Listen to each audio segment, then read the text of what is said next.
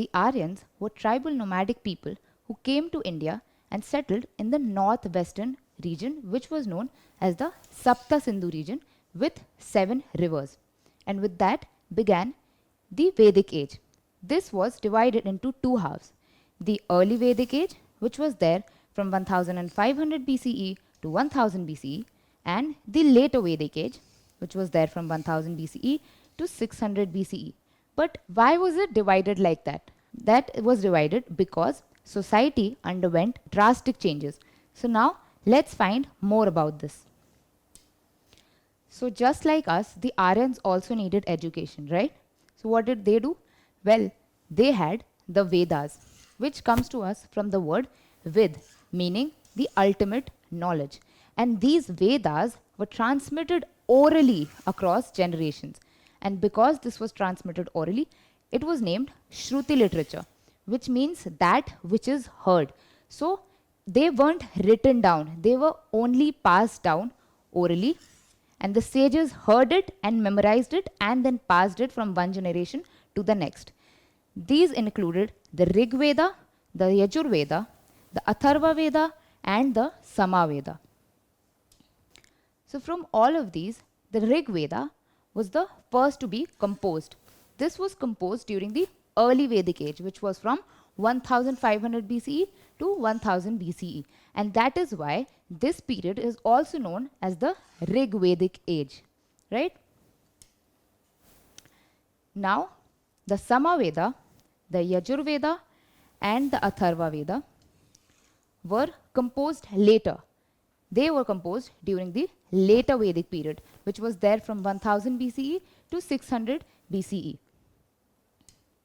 So let's go on and learn about Vedic literature.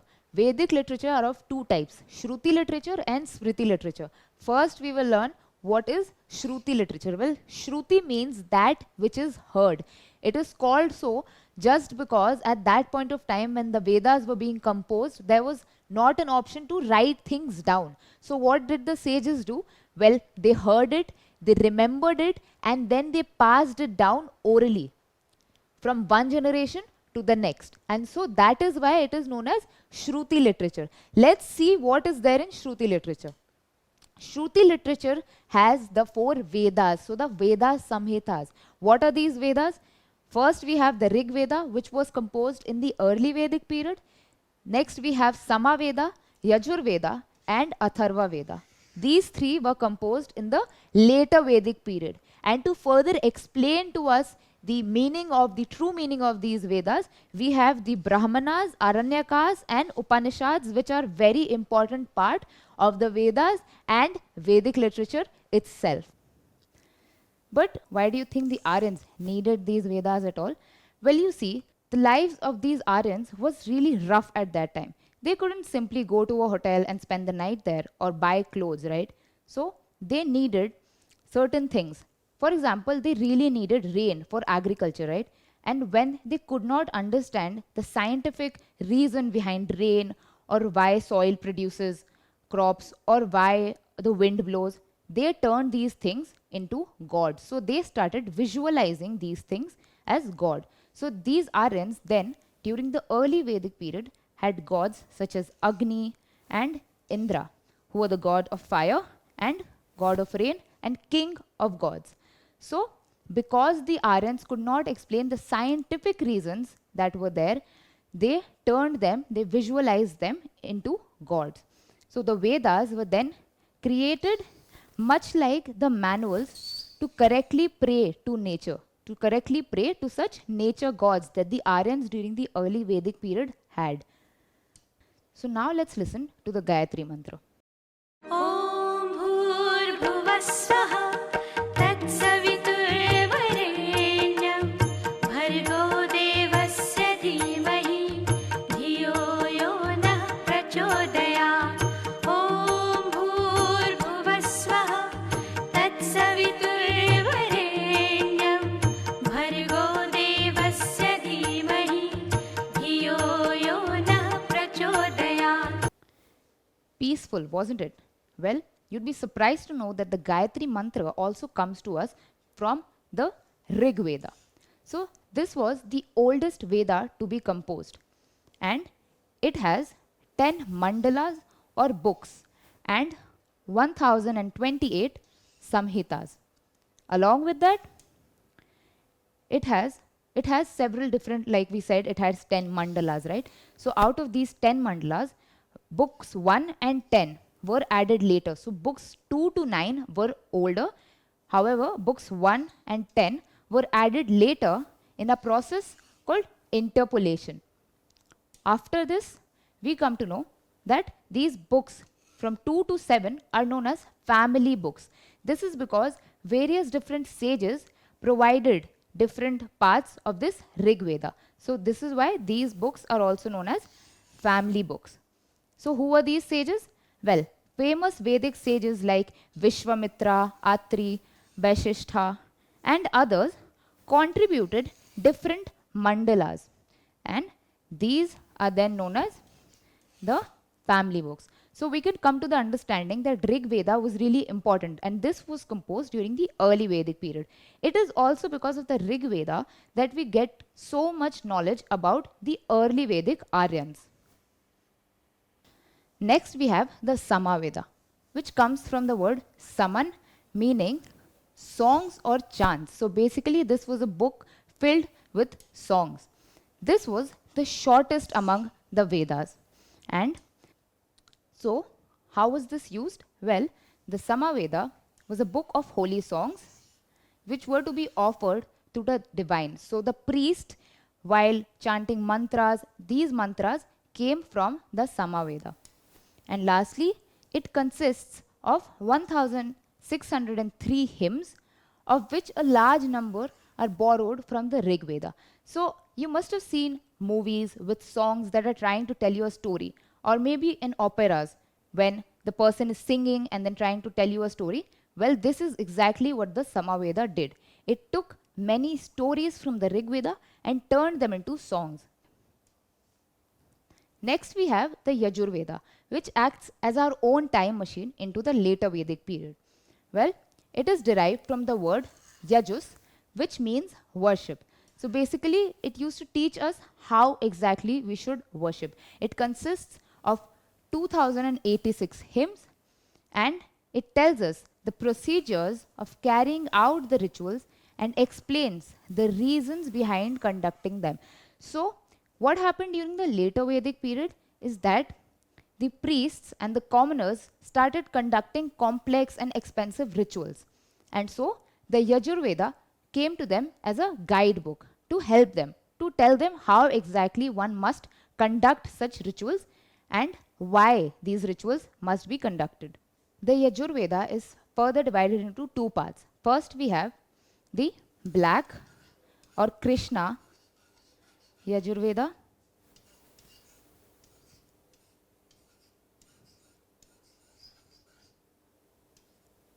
which meant unclear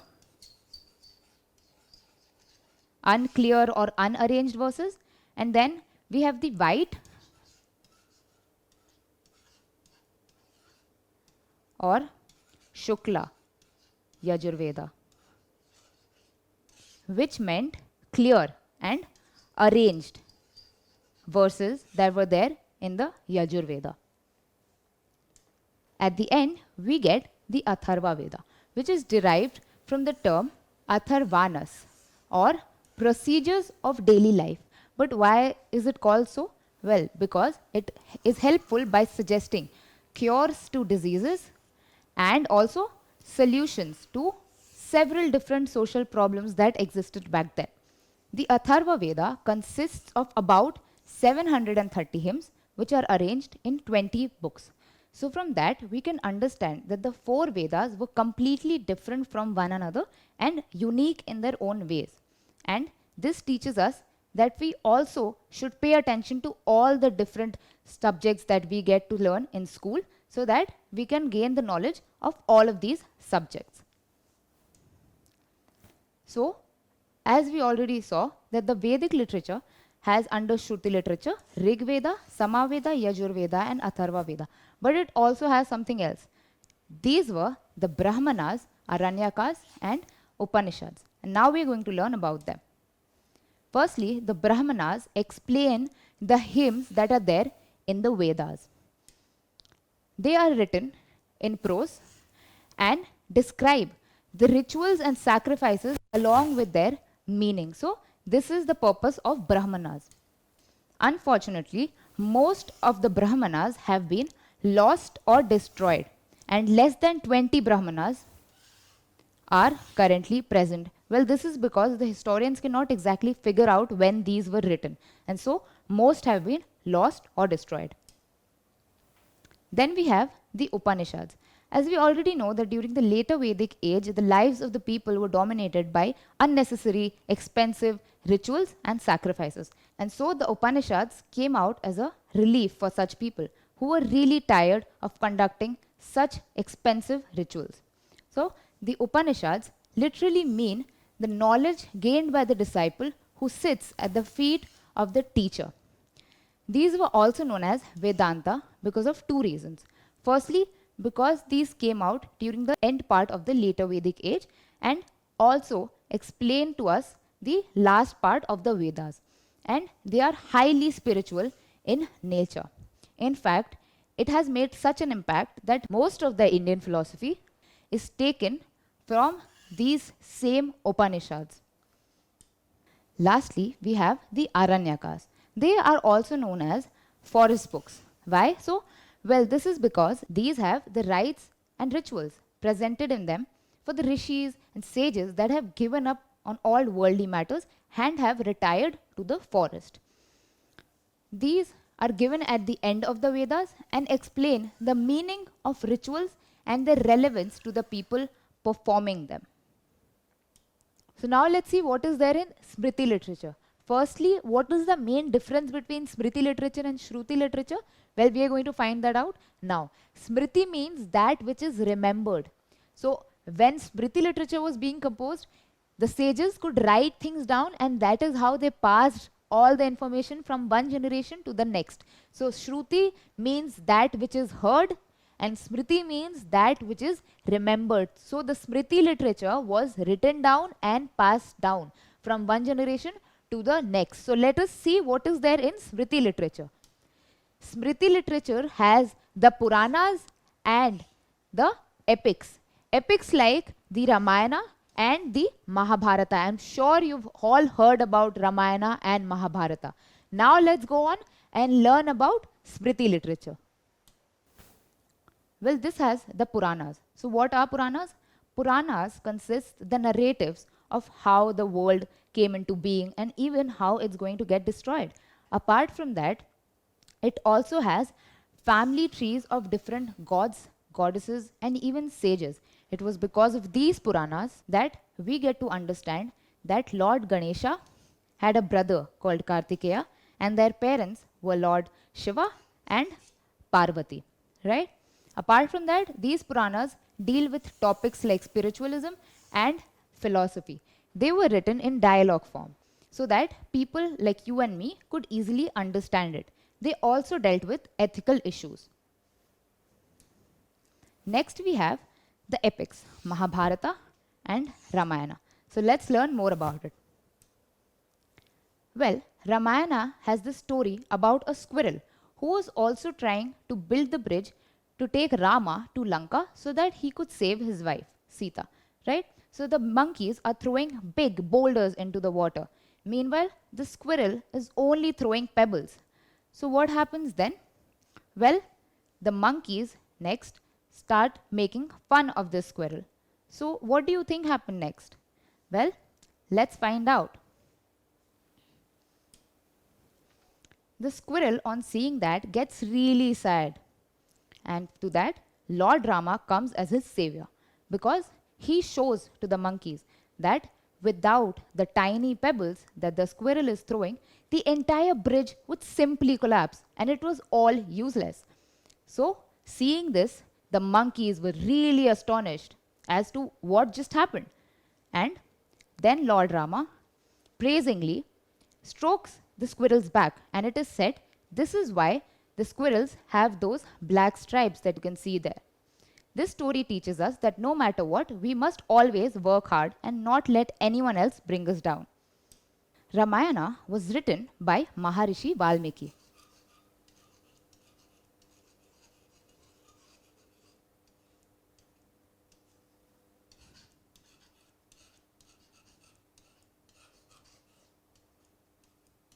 And it narrates the story of Rama, who was a prince born in the Ayodhya city in the kingdom of Kosala.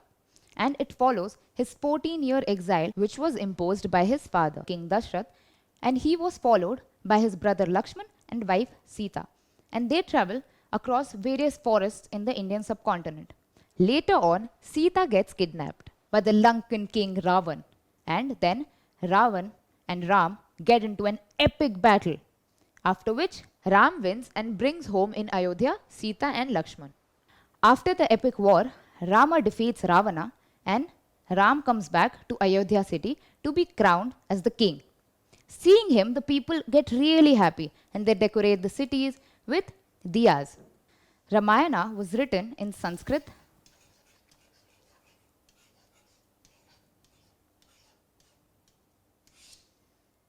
and I'm sure we've all heard about all the various different stories that are there in the Ramayana. In fact, Ramayana had such an impact that even during the Mughal era, it was relevant. In fact, even Akbar commissioned the translation of the Ramayana to learn more about his subjects. Take a look at this miniature painting here. This is a miniature painting that has been taken from Akbar's translation of the Ramayana.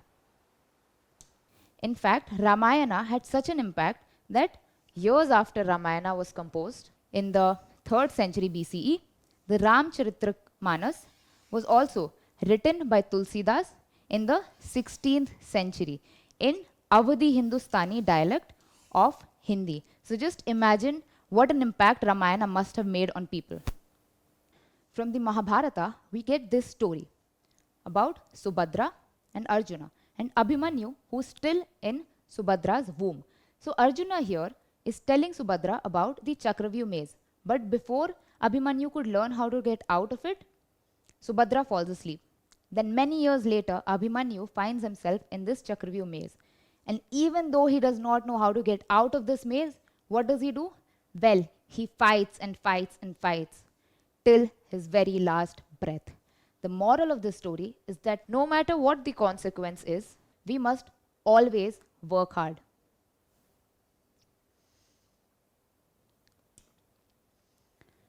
The Mahabharata teaches us many life lessons. Even here, you can see Krishna guiding Arjuna, which was the basis of Bhagavad Gita. This is taken from Mahabharata, which has the story of a battle between two branches of a family, the Kauravas and Pandavas, who ultimately fight in the battle of Kurukshetra for the throne of Hastinapur. Along with that main story, the Mahabharata also has several short stories with many different philosophical messages.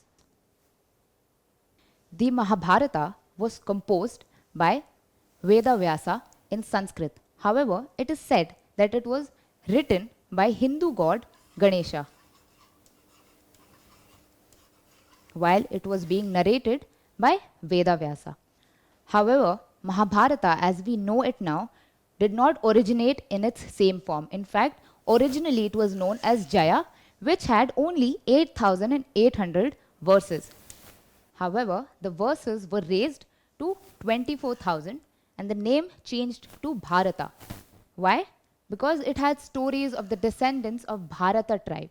So, one of the strongest Aryan tribe that was there during the early Vedic age. And finally, at 1 lakh verses, we get the present Mahabharata with great moral values and the central episode of the Kurukshetra war between the Pandavas and the Kauravas.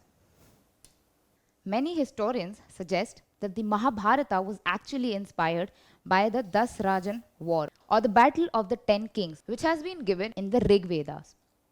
So, this is something which is thought to be the inspiration behind the Mahabharata. In that particular battle, the Bharata tribe went into battle with other kings, and at the end, the Bharata tribe emerged victorious. Today, all of us have watched many films and television serials about the Ramayana and the story of Mahabharata. However, they do not only entertain us but also educate us. How? Well, both the epics are full of moral lessons and also provide us information regarding the social, political, religious, and economic and even military conditions of their times. So these epics are very informative in nature, and the next time you watch or read about these, you also should take care and learn many new lessons from these two epics. Hence, we can conclude that even though the Aryans came to India in search of a good place to live, they actually laid the founding stones of India as we know today. And these Rigveda, Samaveda and other Vedic literature helps us figuring out many new things about the Aryans. Don't forget to subscribe to our channel and hit the bell icon. You can also register for free on DeltaStep.com or download the DeltaStep app and get easy access to more than 5,000 amazing videos as per your school syllabus. Master each topic with our adaptive practice technology. Get million+ questions with step-by-step solutions and unlimited mock tests. Get all your doubts resolved instantly. Learn via games and get a chance to win amazing prizes like PlayStations and iPads. So at DeltaStep, learning is not just fun and easy, it's rewarding too. So register for free now.